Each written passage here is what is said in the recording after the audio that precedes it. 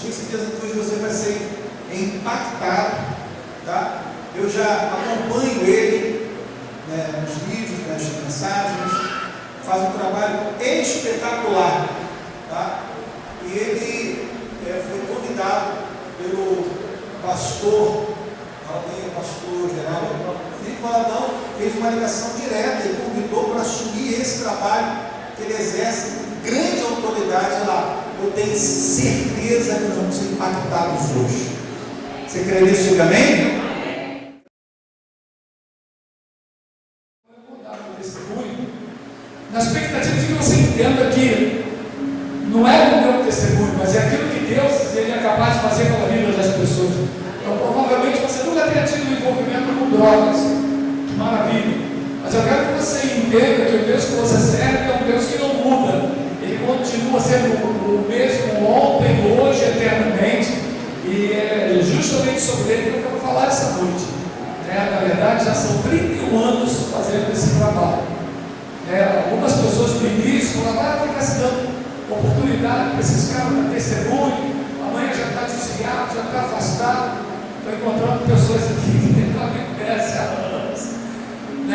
Mas continue com a mesma pessoa, graças a Deus, filho, casado já há quase 40 anos, estou com 67 anos de idade, servindo ao Senhor, graças a Deus, nunca me desviei dos caminhos do Senhor.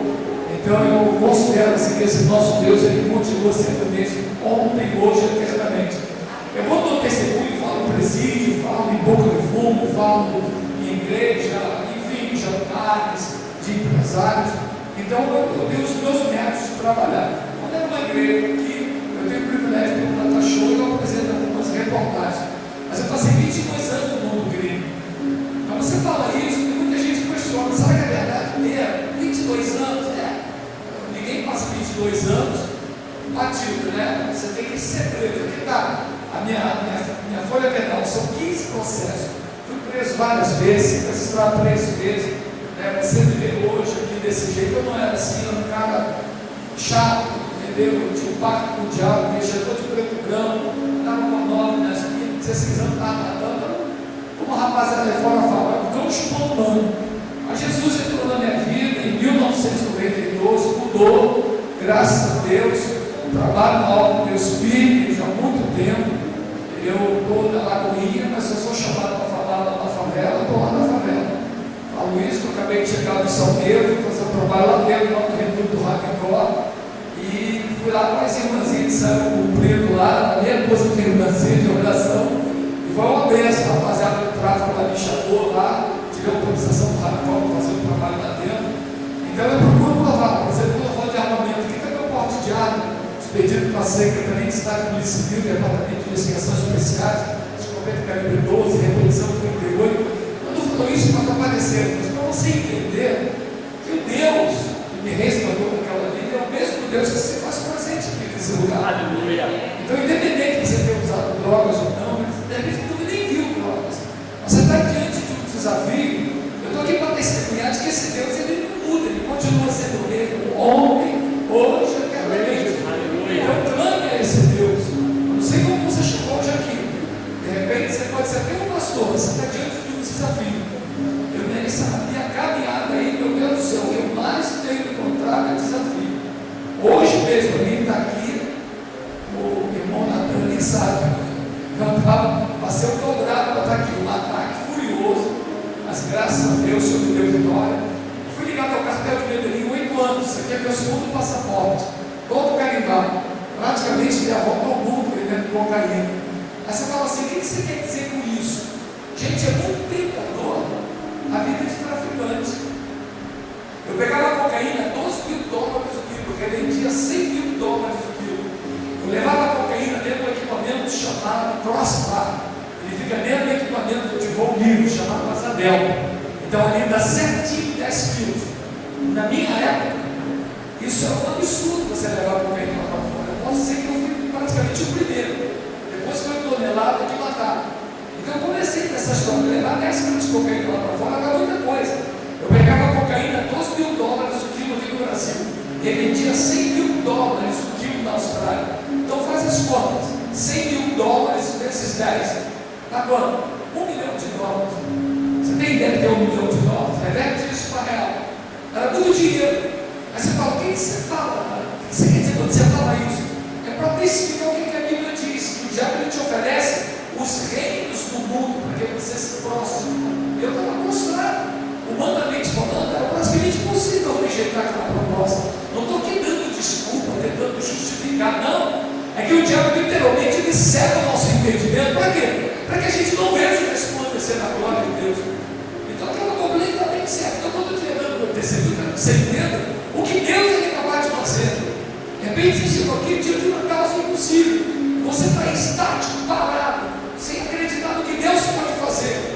A Bíblia diz que Deus é galardoador daquele que o busca.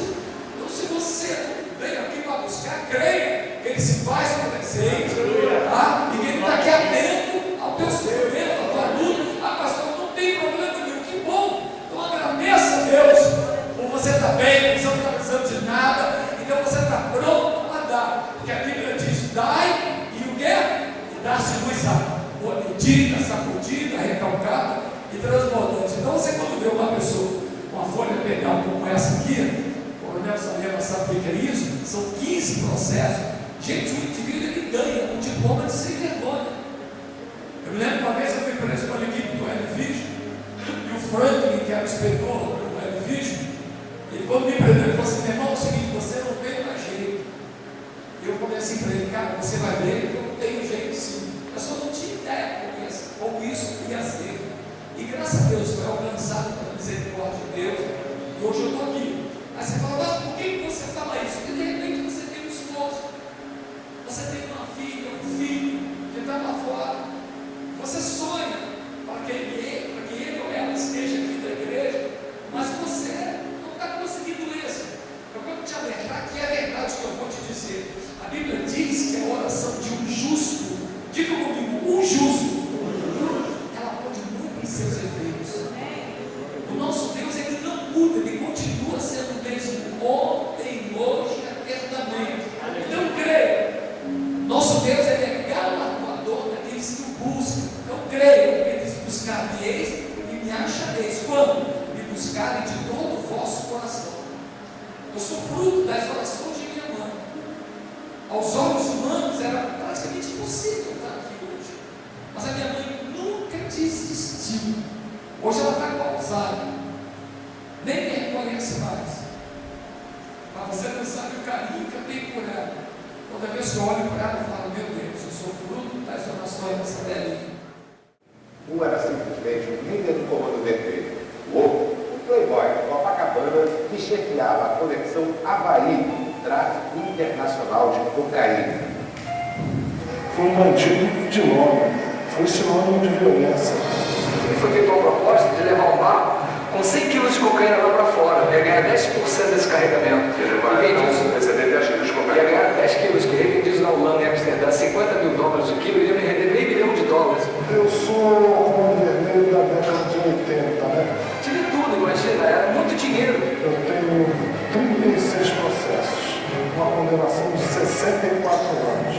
Fugi 8 vezes da cadeia e tentei sem fim. Luiz Carlos Leite comandava a conexão Havaí do tráfico internacional de drogas. José Carlos Gregório Gordo era um dos principais chefes do Comando Vermelho. Agora eles se encontram, não para planejar novos crimes. Os dois são as maiores estrelas de um novo tipo de espetáculo, o show dos bandidos regenerados. São profissionais da fé, vão de igreja em igreja pregando o poder dos céus em recuperar qualquer tipo de pessoa.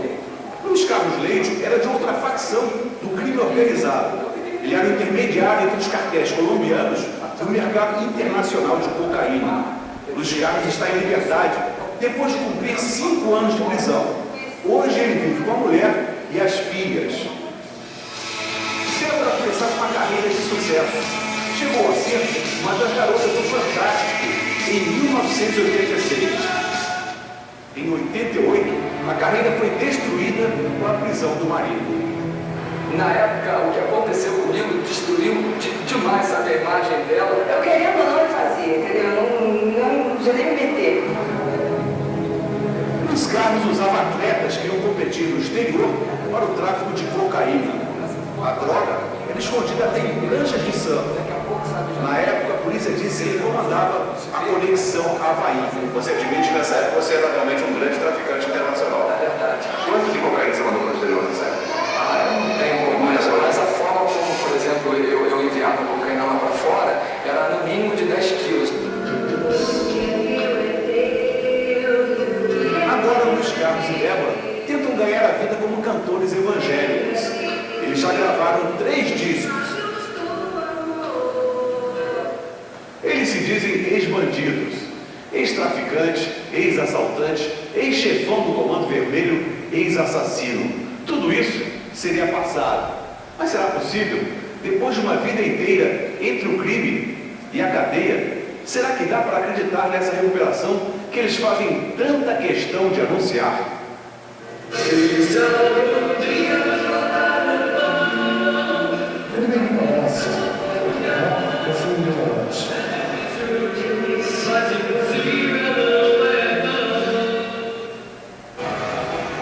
Se eles estão dizendo a verdade, é um milagre de 2 profissionais do crime. Pode ser Deus mesmo.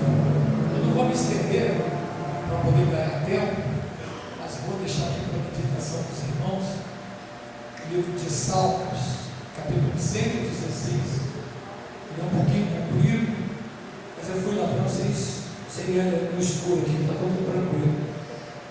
Salmo 116 diz assim: não o Senhor, porque Ele ouviu a minha voz e a minha súplica, porque Ele inclinou para mim os seus ouvidos, portanto, invocá-lo-ei enquanto viver. Cordéis da morte me cercaram e a angústia do inferno se apoderaram de mim.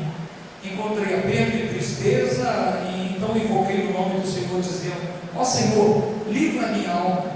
Piedoso é o Senhor e justo, o nosso Deus tem misericórdia. O Senhor guarda aos simples, estava abatido, mas Ele me livrou. Volta a minha alma ao teu repouso, porque o Senhor te fez bem. Porque do Senhor livraste a minha alma da morte, os meus olhos das lágrimas e os meus pés da queda. Andarei perante a face do Senhor da terra dos viventes. Criei, por isso falei, estive muito aflito. Eu dizia na minha precipitação, todo mundo é mentira. Então, que darei eu ao Senhor por todos os benefícios que me tem feito? Tomarei o cálice da salvação e invocarei o nome do Senhor. Pagarei os meus votos ao Senhor agora, na presença de todo o seu povo. Preciosa é a vista do Senhor a morte dos seus santos. Ó Senhor, pegaste o teu servo, sou teu servo, filho da tua serva, soltaste as minhas ataduras, oferecer-te em sacrifício de louvor, invocarei o nome do Senhor, pagarei os meus votos ao Senhor, que eu possa fazer na presença de todo o meu povo, nos atos da casa do Senhor, no meio de ti, ó Jerusalém, louvai ao Senhor. Ó Deus, abençoa, Deus, a leitura da tua palavra. Nós queremos te agradecer, ó Deus, pela oportunidade de estarmos aqui, para te render, ó Deus, esse culto de adoração. Recebe, Deus, com o cheiro suave. Que não seja, ó Deus, eu falando, me dá sabedoria, para que eu possa, Deus, aproveitar o tempo que me há dado. Mas, ó Deus, redunda imensa ação de graça. Se houver, ó Deus, alguém entre nós que ainda não teve a oportunidade de ter um encontro contigo, que hoje, ó Deus, seja esse dia. E os que se fazem presentes, que já te conhecem, ó Deus, que sejam edificados e abençoados por ti. É o que te pedimos e te agradecemos, ó Deus, em nome de Jesus. Amém e amém. Gente, dar esse testemunho não é fácil, eu já passei por vários desafios. Me lembro que o Odimar, pai do pastor Felipe, ele me convidou muitos anos atrás, eu morava no Rio, eu não era de Niterói, eu morava no Rio, e o Odimar me chamou para dar o meu testemunho no Largo da Batalha, em frente à primeira igreja batista dentro do Largo da Batalha. E como a perspectiva de que houvesse muita gente, então o pastor decidiu fazer um palanque na porta da igreja, e encheu de gente. Só que nessa época eu ainda fugia da polícia, porque eu aceitei Jesus pela fé. E é por isso que eu sou assim audacioso. E é de verdade isso, viu, gente? Porque o crente que não é audacioso, ele não consegue, sabe, ver alguns resultados. Então eu me lembro que eu fui para lá, peguei o louvor e tal, e chamou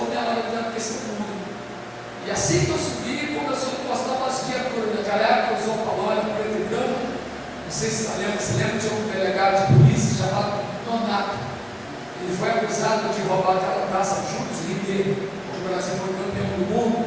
Então, tremendo aí, não sei nem qual foi o desenrolo daquele negócio aqui. Hein? Derreteiro, pois é.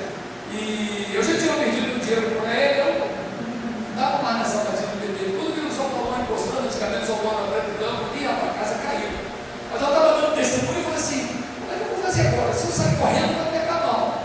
Imagina, né? Naquela época eu só usava terno e gravata, agora eu consegui desviar, não se usou mais terno. Mas na minha época era terno e gravata.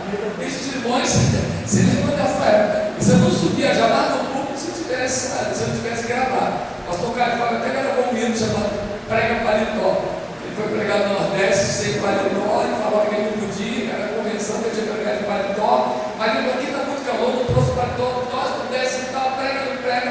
Aí o irmão lá conseguiu um paletó para ele. Ele vestiu o paletó, subiu para pregar.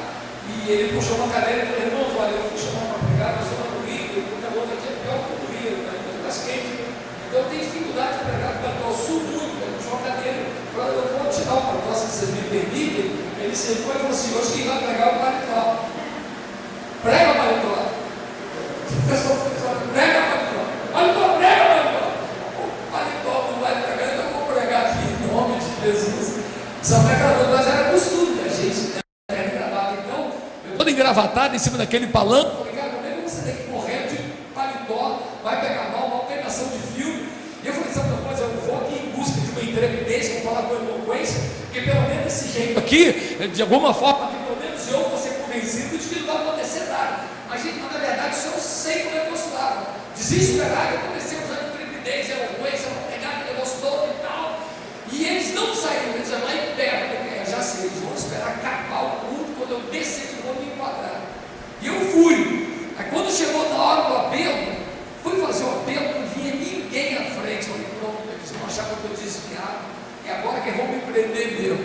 Eu já estava assim, já desesperado. Aí daqui a pouco veio a senhorinha velhinha na frente. Eu falei: graças a Deus, pelo menos uma alma aceitou Jesus. Aí quando segurei na mão dela para cumprimentar, ela me puxou, falou assim: moço, não fala nada não, eu já sou crente, mas eu senti de Deus vir na frente aqui, que algo vai acontecer aqui desse lugar. Menino, você não acredita, quando aquela senhorinha veio na frente, um montão de gente veio à frente aceitando a Jesus. Aí o senhor falou, foram embora. Eu falei: rapaz, esse negócio de crente funciona mesmo, o bagulho é doido. E assim, sabe, através dessas histórias, desses testemunhos, eu me tornei um apaixonado por Deus. Estou com o pastor Aurélio ali atrás, que está com a esposa. Foi a primeira pessoa que eu conheci quando eu cheguei aqui em Niterói. Passou muita luta comigo, nunca me abandonou, me deu muita força, mas é um trabalho assim que eu faço com um carinho muito grande, sabia? Porque eu cheguei num ponto e que eu achava assim que eu não ia conseguir. E talvez você tenha entrado aqui assim, você não está vendo perspectiva nenhuma, nem tipo de saída. Talvez você seja crente, talvez até pastor, ou talvez uma autoridade. Você está diante de um desafio e você não sabe como fazer. E eu aprendi assim que Deus, na maioria das vezes, Ele deixa você ir até as últimas consequências, não para você sofrer, mas para você dar valor àquilo que Ele vai fazer na tua vida. Pastor Aurélio e o Bispo Simões sabe, eu fui abençoado por Deus. Eu ganhei uma escola de presente, gente. Eu só fui no segundo grau. Eu ganhei uma escola de presente lá em Caraí. Eu vivo pela fé, desde que eu aceitei Jesus. Sempre vivi pela fé, sempre. Para comer, para me vestir. Sou pastor lá da Lagoinha, mas não mudei meu jeito. Continuo a mesma pessoa. Subindo favela, indo em boca de fumo. Sabe, porque eu vejo assim que o crente ele não pode perder a essência. Esse fato de eu ter sido convidado para ser pastor lá na igreja, eu vejo que é consequência do meu trabalho. Mas eu sou uma pessoa lá que eu faço questão de abraçar, apertar a mão de quem limpa a privada, de quem cuida do banheiro, de quem faz a faxina, de gente com dinheiro, sem dinheiro. Eu sou assim. Eu, quando termino o culto, eu vou lá no meio da multidão, falo com o povo, lá abraço todo mundo, porque o crente tem a mania de às vezes se perder, sabia? Tem gente que se perde, e eu comecei a ter experiência com esse Deus em diversas formas. Eu, por exemplo, setor de escola, só tenho 2º grau. Nós postamos no cinema, nós fomos chamados para pregar num centro de recuperação lá em Campo Grande. Eu trabalho com esse local até hoje, há mais de 30 anos que eu trabalho com eles. E aí eu estava num carrinho velho, eu e o pastor Aurélio, aí nós fomos nos arrastando até a Barra da Tijuca, porque eu sempre morei, sempre vivi lá. E eu estacionei o carro lá e fui me encontrar com o Vitor Belfort, aquele lutador de MMA. O Vitor tinha me procurado para saber se tinham ou não matado a irmã dele. E nessa época eu estava andando com o Vitor Belfort, foi eu que levei o Rickson Gracie lá para fora, fazendo um desafio ao Chuck Norris, aí que surgiu essa história do UFC no mundo. E aí nós fomos no carro do Vitor, né? Que era uma BMW do ano, né? Foi eu, o pastor Aurélio, no meio do caminho, tirando uma onda de BMW. Aí ele falou assim: olha, eu vou passar aqui no Rio Design Center, porque eu vou pegar um empresário amigo meu. Eu falei: amém. Ele pegou o caminho, aí fomos lá. O cara ouviu meu testemunho, na hora de ir embora, ele falou assim: olha, eu não vou voltar com vocês não, eu vou para outro local, então a gente se despede aqui. Eu falei: então tchau, tchau, tchau. Quando eu entrei no carro, sentei, ele viu que tinha alguma coisa embaixo, botei a mão, era um molho de chave. Eu falei: rapaz, essa chave deve ser do gringo. Eu desci, como essa chave aqui é sua? Eu falei: a minha chave, rapaz, eu ia ficar pé lá na Barra. Entreguei, ele meteu a mão no bolso e falou assim: rapaz, ó, eu estou indo para a Inglaterra, me liga daqui a um mês. Aí todo missionário viaja, né? Eu falei: cara, o cara vai para a Inglaterra para me dar uma oferta em libra esterlina, vai ser uma bênção. Aí fiquei contando dia e hora. Aí passou um mês, eu liguei para ele, marcou um almoço comigo na Barra da Tijuca, fui almoçar com ele. Aí cheguei lá e ele falou assim: rapaz, eu ouvi teu testemunho e eu fiquei impactado com o que Deus fez na tua vida. E eu senti no meu coração de te dar uma escola de presente. Eu sou dono de uma rede de faculdade em todo mundo. Eu senti no meu coração de te dar uma escola, porque estava eu e o bispo Alberto lutando lá em Caraí para fazer os cultos lá. Estava eu e ele lá panfletando no Campo São Bento, não entrava ninguém. E foi assim que começou a minha vida aqui em Niterói. E hoje eu estou aqui. Mas para chegar aqui não foi fácil. E para mim continuar também não vai ser fácil. Mas você fala assim: mas como é que essa trajetória? Se você era traficante, sim, eu era traficante. Aqui não dá para você ver direito. Aqui você vê, são 15 processos. Quem é policial sabe. Você para ter 15 processos, já foi preso várias vezes, fui sequestrado 3 vezes. Então assim, humanamente falando, é impossível. Mas havia uma pessoa que sempre orava pela minha vida, uma pessoa que nunca desistiu de orar pela minha vida. Por mais que a polícia falava, sabe, que eu não prestava, que eu não tinha jeito, ela continuava orando, que era minha mãe. Ela nunca desistiu de orar. Eu me lembro que sempre quando tinha assim, algumas festas, ela sempre mandava um bilhetinho para mim falando assim: Luiz, quando nada mais te restar, não cruza os teus braços, porque ele morreu de braços abertos. Luiz, quando nada mais te restar, vou repetir: Luiz, quando nada mais te restar, não cruza os teus braços, porque o maior homem do mundo morreu de braços abertos, e o seu nome é Jesus. Então isso sempre ficou na minha cabeça. Então as adversidades, os desafios, eles surgem, mas isso não é para te deixar prostrado, porque ele diz assim: levanta-te e resplandece. Por quê? Porque já vem a tua luz, e a glória do Senhor já vai nascendo sobre ti. Não importa quem você é, se você está debaixo de um desafio, não é para você ficar cabisbaixo, não, é para você erguer a cabeça e saber que a tua vitória está chegando em nome de Jesus. Pastor, sabe como é que foi a minha luta? Acompanhou a minha luta? Não foi fácil, foi difícil. Aí você fala: e agora, você conseguiu? Não, eu continuo na luta. Essa luta não acaba. O que a gente não pode perder é a expectativa. Minha mãe está lá, não enxerga mais direito, não fala, não reconhece ninguém, mas quando eu chego perto dela, ela me valeu a pena orar.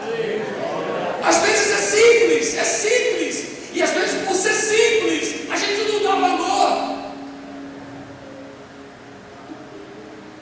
Irmãos, eu tenho visto em tantas postagens, apesar de ser fã desse negócio de Facebook, de internet, eu sou meio ogro.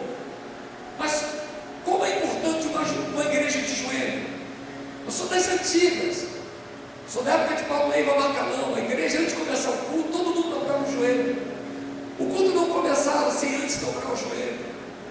A gente foi deixando essas coisas passarem, modernismo, vi que é bom, é chiquete.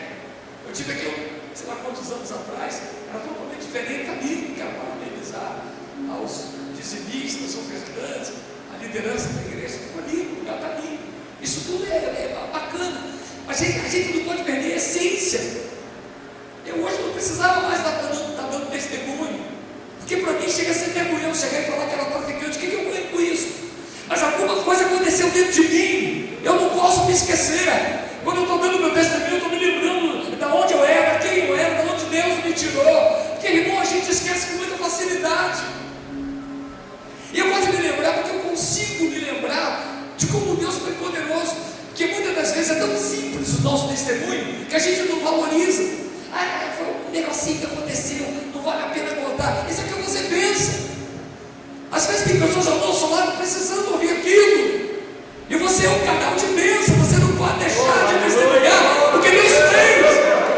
Você não precisa ter sido um traficante, um bandido, ter tido um câncer, não. Simples. Às vezes um casamento que está prestes a se destruir, mas alguém te incentivou a orar, a clamar, a fazer uma campanha, a dobrar o joelho. E você está com a tua vitória, você não conta. Não importa se seja para uma pessoa, para duas pessoas. Minha mulher fica doida comigo. Ela foi comigo no plaza, ela falou assim: olha, você não vem com essa mania de ficar dando testemunho aqui. O que é isso? Aí ela parou numa loja, aí eu olhei assim, aí tinha um cara lá vendendo esse negócio de consórcio de carro. Eu olhei, o senhor falou para mim: é ele.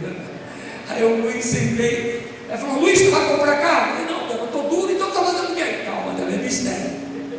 Eu não sabia, o cara estava desviado. Eu comecei a testemunhar para ele.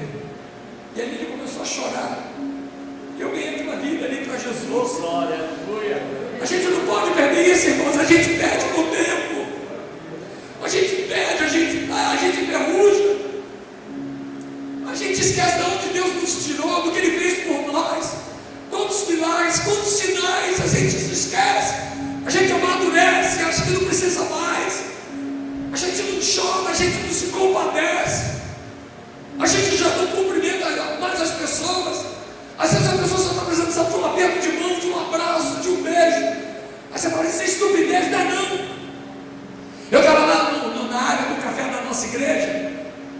Eu estava conversando com as pessoas. Daqui a pouco chegou um senhorzinho e falou assim: pastor, não, meu, eu posso dar um abraço do senhor?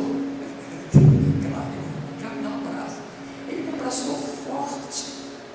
Quando ele terminou de me abraçar, ele falou assim: rapaz, foi um abraço desse que o senhor me deu que me fez nunca mais usar cocaína. Gente, um abraço. Mas você fala assim: um abraço, pastor Luiz, nem porque eu abracei no final. Não, você é bobo.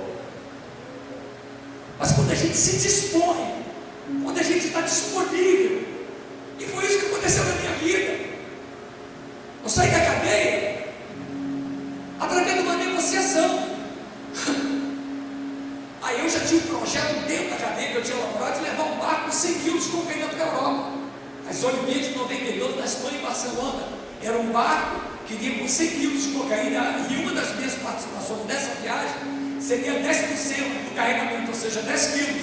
E a minha parte que ia ser vendida em Amsterdã, na Holanda, a 50 mil dólares o quilo. Olha a grana que ia me render, meio $1 milhão.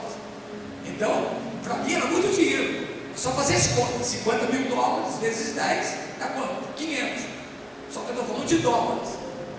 Então era uma grana boa, fora a participação que eu ia ter na viagem. Então era muito dinheiro. Só que quando foi elaborada a CPI do narcotráfico, o deputado Coronel Torgan, ele queria saber como é que funcionava o tráfico de droga no Brasil. E foi feito um cruzamento de computador com os últimos episódios de manchetes de jornais, chamada Lista da Máfia do Pó. Eu gostava da Lista da Máfia do Pó. Eu encabeçada essa lista. Agora imagina, eu tinha praticamente saído da cadeia. Um projeto, bota a mão, uma mala de $500 milhões, um barco a vela de 45 pés, a guerra tem $100 mil, isso aí por Belém do Pará. A gente ia costeando a caminho da Europa. Então, para quem sai da cadeia, botar a mão numa mala de $500 milhões, gente, é muito dinheiro. Então estava tudo certo. Só que quando é elaborada a CPI do narcotráfico, eu postava na lista da barra do pó, eu entro em cana lá na barra. E aí negocia a minha fuga, porque hoje, infelizmente, a maioria deles não tem interesse em levar em cana. Tem o chamado arrego. Se o cara dá um arrego e se dá bem, você não pode dar tudo. Essa que é a verdade, gente. O dinheiro não leva ninguém para o céu. Mas tem muita gente que ainda se corrompe. Essa que é a verdade. E a gente se corrompe por tudo, irmão. Às vezes você ouve uma picuinha dentro da igreja, você fica insatisfeito. Aqui não vou ficar, não, essa igreja aqui não me agrada. Vai para outra, vai encontrar o mesmo problema. Nós somos pessoas com defeito em busca de uma perfeição. Deus entra em cana, com tudo pronto. Eu falei, a única saída para mim é eu ter a oportunidade de dar um arrego. Aí peguei os dólares que eu tinha, umas peças de ouro que eu tinha em casa, peguei dinheiro com os bicheiros de Niterói, ainda fiquei devendo uma grana para os outros, cara, meu irmão, que não vão te dar uma semana separada de ônibus. Quem faz assim, sabe como é que é o negócio, separada de ônibus, bateu. Então se for o cara sujeito ao ano, está tudo certo. Eu vou para onde agora? Porque quando eles me prenderam, tinha um mandato de prisão. Só que aquilo ali já foi de madrugada quando eu rodei. Então o que acontece? 7 horas da manhã ia trocar a equipe. E eles não podiam rasgar o mandato de prisão, porque vem de Brasília. Eu falei aqui que constava na lista da máfia do pau do Brasil, CPI do narcotráfico, deputado Morumbi Torgano. Então os caras falaram, meu irmão, nós vamos te dar uma fuga, que é só uma lei para tu fugir. Mas se você for preso, não conta para ninguém que você foi preso pela gente. Você parada de ônibus, não tinha lido parada de ônibus, cavalo. Nós vamos te dar 2 horas para tu fugir. De 7 horas troca a equipe. E o teu mandado de prisão vai estar aqui, os caras vão sair com uma captura. Eu falei, vou para onde? Para minha casa eu não podia voltar, porque a polícia toda estava atrás de mim. Eu quero pedir perdão dos irmãos, são 15, traz 10. Eu já peguei o trabalho um pouquinho tarde, estou tentando aqui me encaixar aqui no horário. Então o que acontece? A polícia toda atrás de mim, 10ª DP atrás de mim, 12ª DP atrás de mim, 14ª DP atrás de mim, 19º Batalhão da PM atrás de mim, entorpecente atrás de mim, Polícia Federal atrás de mim. Eu só não sabia que Jesus também andava atrás de mim. É isso que eu quero que você entenda, que o fato de você estar orando e as coisas não terem acontecido, não desista. Se existe uma característica que Deus gosta da vida do homem, é a persistência, é a fé, é a determinação. Se ainda não aconteceu, vai acontecer. O que você não pode desistir. O que o diabo quer é você cabisbaixo, prostrado, reclamando. Ainda não aconteceu, vai acontecer em nome de Jesus. Porque aos olhos humanos, até os teus olhos mesmo, apesar de ser humano, não tinha jeito. Eu tinha que sair do país de qualquer jeito. Mas conseguir essa quantia de dinheiro em cima da hora era praticamente uma ação impossível. Aí você fala assim, o que tem a ver isso com o teu testemunho? Porque às vezes tem coisas que estão acontecendo que aos nossos olhos são impossíveis. Tipo o quê? O câncer. Eu já tive câncer no estômago. O sangue escorria pelo ânus. Eu ia fechar a escola, escorria. Eu tinha que correr para o banheiro para me limpar. E sabe como é que aconteceu? Eu dentro do banheiro, brigando com Deus, discutindo com Deus, para sair do mundo com Deus. Aí você fala, que é isso? Isso é abuso? Não é abuso, não. Deus quer da gente intimidade, irmãos. Ele é nosso Pai. E tem horas que você tem que ter uma conversa séria com teu Pai. Pai, não é assim. Eu sei que eu as coisas, mas eu preciso disso. Pai, me ajuda. E eu estou aqui, ó. E quantas outras coisas aconteceram depois disso? Fugindo, sem perspectiva, os amigos somem. Para minha casa eu não podia voltar, uma mansão de 3 andares da Barra da Tijuca. sei se principalmente conseguiu conhecer essa casa lá, não me lembro, acho que não, né? Foi depois, né? Já estava em Niterói. Estava na casa da minha irmã escondido, dormindo no chão. Eu e minha mulher, que foi capa do Playboy, garota do Fantástico, esse livro da televisão, eu e ela, uma criança recém-nascida, dormindo no chão em Bangu. A Bíblia diz que Deus ele abate o soberbo, mas ele exalta o humilde. Ele diz: humilhai-vos diante da potente mão de Deus. Por quê? Porque ao seu tempo ele vos exaltará. Às vezes a gente não entende o processo pelo qual a gente está passando, mas é que a tua bênção dá caminho, porque você não pode desistir. Persevera, não desiste. Mas eu não conheci esse Deus. O diabo cega o nosso entendimento, desesperado, fugindo. A casa da minha irmã, ela se virou para mim e falou assim: eu queria levar você numa consagração, tu topa? Eu falei: sabe o que é isso, consagração? Ela falou assim: é um culto que tem lá dentro de Ribeiro. Imaginei que a mulher. Aí foi eu e dela, ela saía curtinha, eu jaqueta jeans, com nova na espinha, calça jeans de bota. Sempre gostei muito do James Dean, tinha um medo de querer ser igual a ele. Aí fui eu lá para Bento Ribeiro.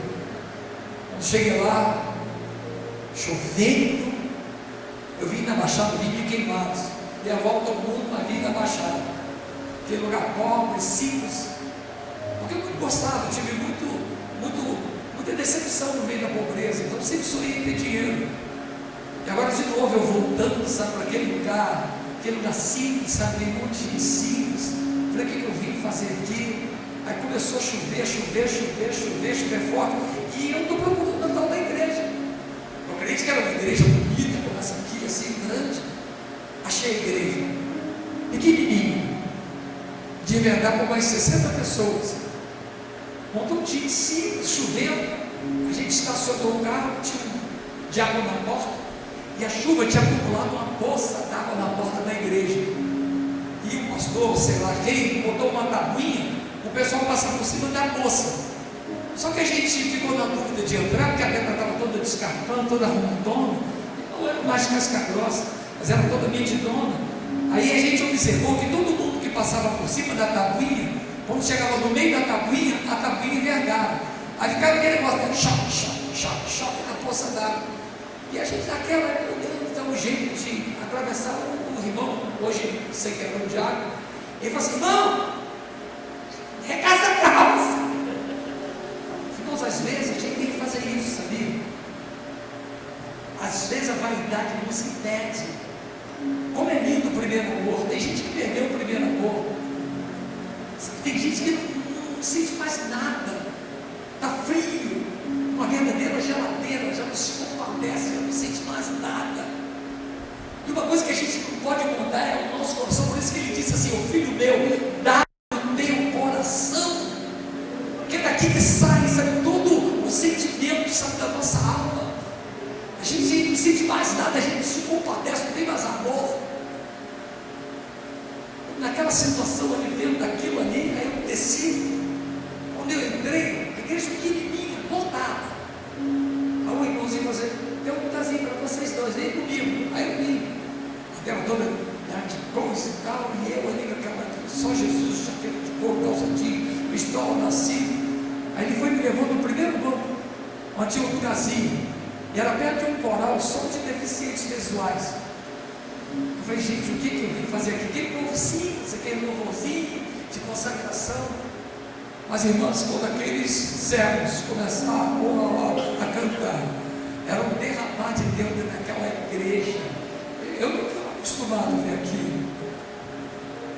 Eu vim da pobreza, vim de Queimado, mas isso já havia muitos anos. Eu estava acostumado com o luxo, com a riqueza. E a verdade é que a gente se perde, irmãos. Eu conheço um monte de gente que veio da Baixada, veio do subúrbio, então eu trouxe alguma coisinha que fica marrendo, nariz em pé, metido, besta. Às vezes uma consagraçãozinha, nada de consagração prega, vai montar a igreja, a gente fica metido, nariz em pé, eu falo: gente. Eu fui num café de pastores, do pastor Silas Malafaia, encontrei com uma figura aí que eu não vou falar o nome. Esse virou para mim e falou: rapaz, você ainda está trabalhando com dependente químico? Eu falei: eu estou, por quê? Não, porque eu achei que você o quê? Deixa para lá. Tem isso? vi um comentário de uma pessoa que foi na igreja do pastor Bo Yonshu na Coreia, e essa pessoa, essa irmã, ela falou que quando ela chegou no banheiro de mulheres, ela viu uma mulher limpando as privadas do banheiro. E sabe quem era aquela mulher? A dona do maior banco da Coreia. As pessoas mudam, e a gente não pode, irmãos. A gente precisa continuar o mesmo abraço, a mesma atenção, o mesmo caminho. A tendência do ser humano, sabe, é ficar soberbo, metido. Pastor Aurélio encontrou comigo no shopping do Plaza, né? Ele encontrou me achando até que eu não ia cumprimentar ele. O que é isso? Eu dá um abraço aqui, um abraço a esposa. A gente não pode mudar, irmãos. Não pode. A essência que está dentro da gente não pode ser apagada. Eu comecei a sentir algo naquele lugar que eu nunca sentiria em lugar nenhum. Uma presença, eu não sabia que era presença. Eu só sei que eu não estava no estado natural. Eu chorava igual um doido. Não sei te explicar por que eu chorava. Até hoje eu não sei por que eu chorava. Só sei que eu chorava. E aí o pastor perguntou assim: existe alguma pessoa aqui que quer aceitar Jesus? Levanta a mão. Eu falei assim: eu aceitar Jesus, eu aceito. Eu não sei se ele me aceita. Ele falou: basta apenas você levantar uma de suas mãos, porque disse Jesus: vinde a mim, todos que estão cansados de ouvir, Deus vos aliviarei. Então mais um voz, o meu jugo. Aí, vim à frente, sentei Jesus, com a polícia toda atrás de mim.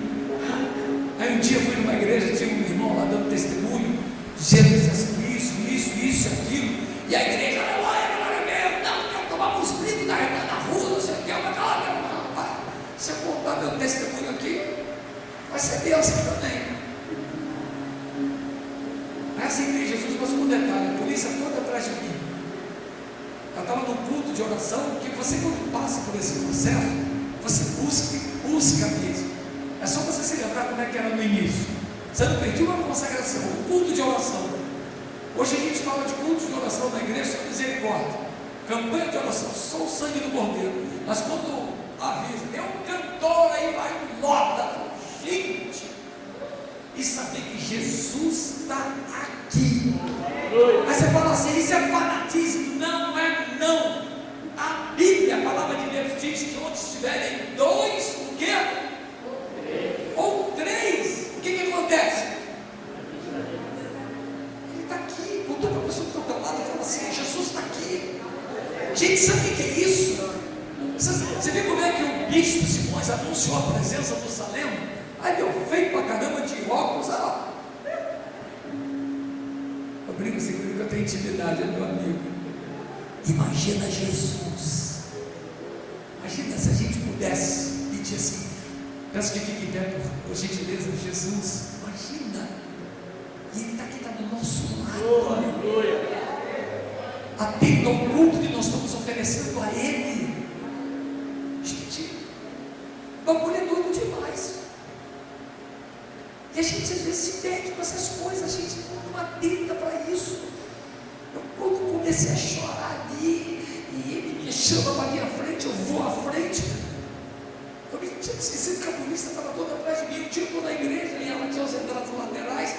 Aí eu estou ali orando e tal, estou ouvindo aquilo. Aí eu olhei, quando olhei o polícia, ele já me conhecia. Aí falamos: olha contigo aí, chega aí. Ih, sujou, fechei meu olho, fiquei orando. Irmãos, a Bíblia diz que a palavra da cruz é loucura para aqueles que se perdem, mas para nós que somos salvos é poder de Deus. Deus, Ele gosta do quê? Da simplicidade, da inocência. É lindo a pessoa inocente. Eu estava ali numa inocência tão grande que eu não sei nem se eu consigo ter ela mais, porque é uma coisa tão pura. E eu, quando li ele orando, eu não sei o que aconteceu quando abri meu olho, aquele cara não estava. Não me pergunte o porquê, o que aconteceu, eu não sei, só sei que ele não estava. Eu falei: gente, eu vou entrar em cana. Aí procurei o pastor, no final o pastor assim: está acontecendo isso e tal. A qualquer momento eu vou ser preso. Quando eu for preso, vai para a igreja para orar para mim, que eu mudei. Ele falou assim: Luiz, se aquieta. Se alguém está em Cristo, nova criatura é. As coisas velhas se passaram, diz que tudo se fez novo. Mas irmãos, eu não me querendo velho. Eu falei assim: que papo é esse que tudo se fez novo? Eu tenho uma pressão decretada contra mim, mas ele falou assim: mas a palavra de Deus diz que não existe nenhuma condenação para aqueles que estão em Cristo Jesus, que não andam segundo a carne, mas segundo o Espírito Santo de Deus.